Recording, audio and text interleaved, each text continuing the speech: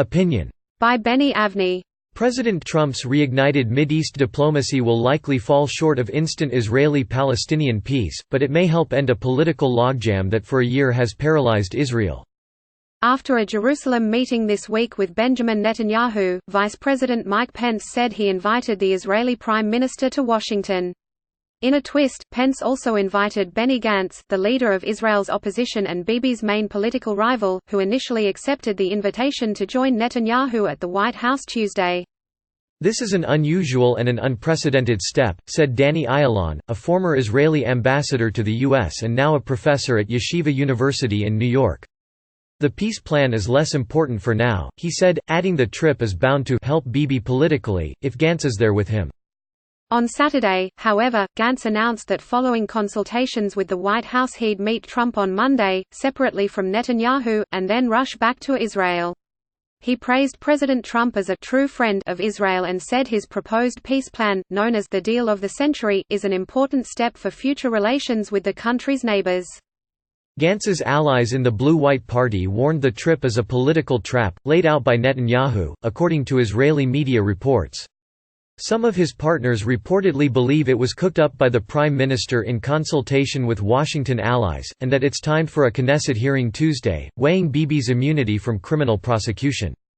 All sides are aware that Israel is preoccupied with internal politics, anticipating a March 2 election, the third in less than a year. As in the previous two rounds, neither Gantz nor Netanyahu are likely to get enough Knesset support to string together a ruling coalition. Bibi's best bet is a national unity government with Gantz, including a shared leadership. Negotiations on such a deal fell apart after last September's election, when Blue-White rejected Bibi's demand to serve first as Prime Minister, while Gantz takes over after 2 years. While some Blue-White Party leaders now lean toward agreeing to a unity government, others are in the anything but Bibi camp. By deciding to travel to Washington apart from Netanyahu, Gantz tried to satisfy both camps. The rollout of Trump's peace plan adds a geopolitical dimension to these internal Israeli disputes. Ayalon said it may force compromise, as the country faces new challenges and voters demand national unity. Washington has an interest in pushing such a compromise. The plan, developed by a team headed by Trump's advisor and son-in-law Jared Kushner, was finalized a year ago, but publication was delayed as Israeli politics went awry. "We'll probably release it a little bit prior to Netanyahu and Gantz coming," Trump told Pool reporters Thursday.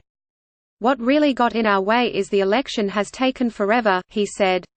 "It was essentially tied, and then tied again, and then tied, delaying the plan's publication. We've been sitting, waiting for a candidate, but now both candidates want to do it, so they're both coming," Trump said. Leaked snippets include a demand for Palestinian recognition of Israel as a Jewish state and a U.S. acceptance of Israel's sovereignty in parts of the West Bank. The Palestinians have rejected Trump's diplomacy from day one, and now say the plan is a non-starter. Yet it could shake some established assumptions and lead to major regional consequences. But the first test is whether Israel can straighten out its politics. Twitter, @Benyavni